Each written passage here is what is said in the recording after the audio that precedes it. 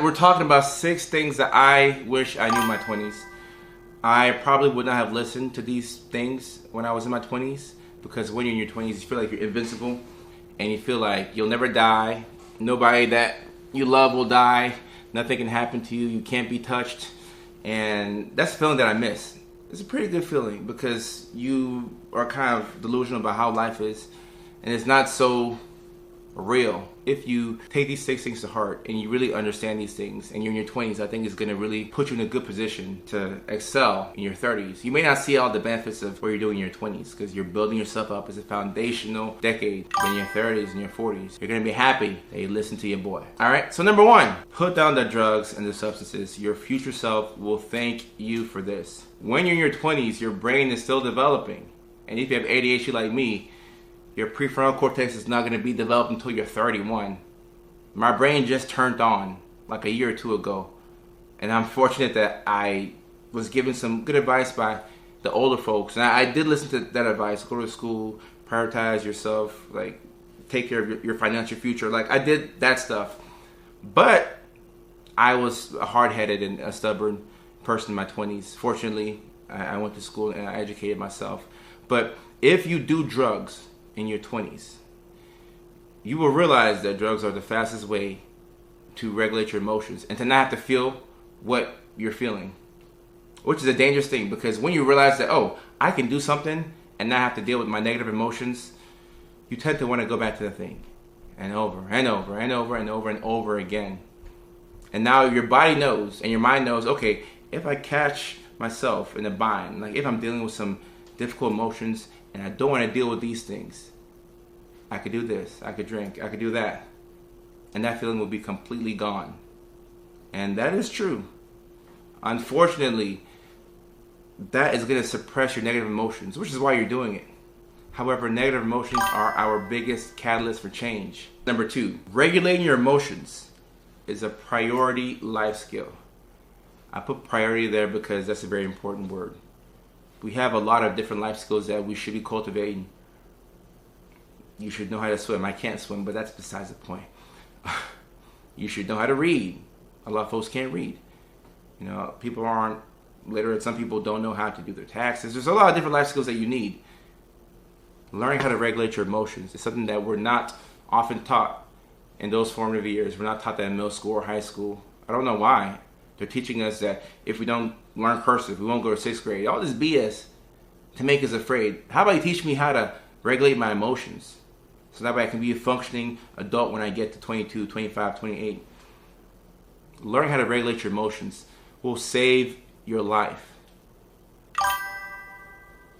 I know guys who brag about getting into fights and they're in their 30s. Guys, we can go to jail for that. Why are you fighting somebody in your 30s?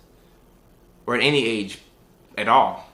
But you get past 18, you start to pick a fight with somebody, you can get locked up for it. You don't know where that other person's mental state is at. Like why are we doing this? All because you were upset? Number 3, money is more important than people would like to admit.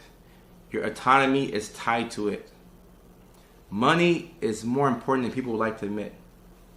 Your autonomy is tied to it. This is why you should be taking risks in your 20s. You should be trying many different things. One of the worst things that can happen in life is getting good at a skill that you don't enjoy doing. You start to make some money. Money represents freedom. So, you start to lifestyle creep. You build a lifestyle where you have to get this $80,000 that you're making every year. But you hate that job. But you can't quit it because now you're locked in.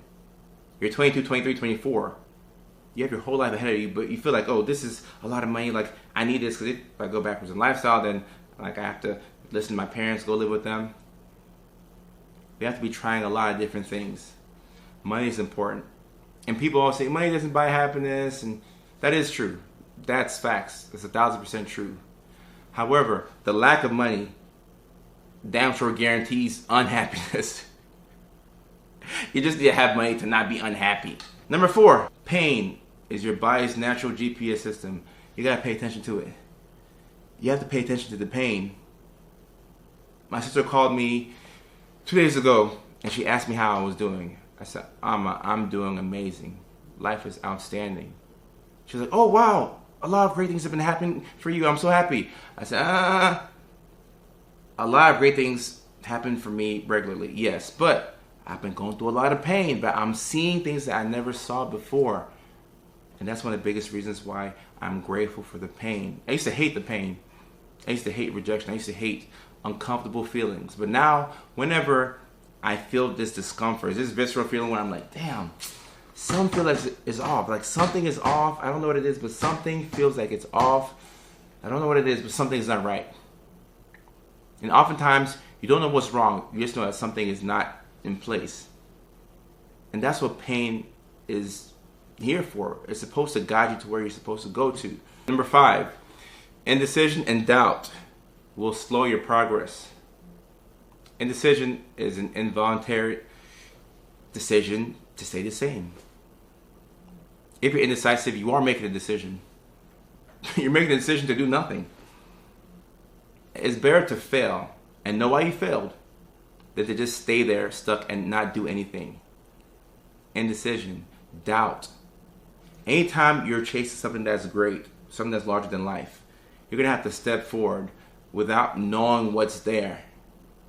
And when people are very decisive and they have a lot of doubt, they'll say things like, but how do I... People ask me all the time, oh, Kojo, how do you blow up on TikTok? I will take time out of my day and say, oh, use this trend, blah, blah. And they still won't do it. But I don't... You gotta post the video. I mean, like, I can show you. I'm the best in the world at that particular thing. Number 6, make liking yourself a priority. You are your own biggest investment. Don't worry about the S&P 500. Worry about the SME 500. I heard somebody say that on YouTube. I thought that was pretty cool. Worry about yourself. Worry about yourself. Makes you resilient. Yeah, it does.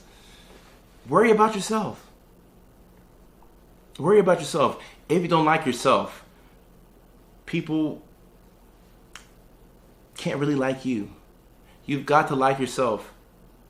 Not liking yourself is one of the worst outcomes in life, because you're going to carry yourself a certain way. You're not going to sit up straight. You're going to do like this, which is a sign of depression, by the way. When you come to the office and you hunch over like this, we write that in our notes, and we start to think, this person could be depressed. Like, that's one of the things that we look for in your affect, your appearance. If you hunch over like this, sit up straight. Have your chest out. Be confident.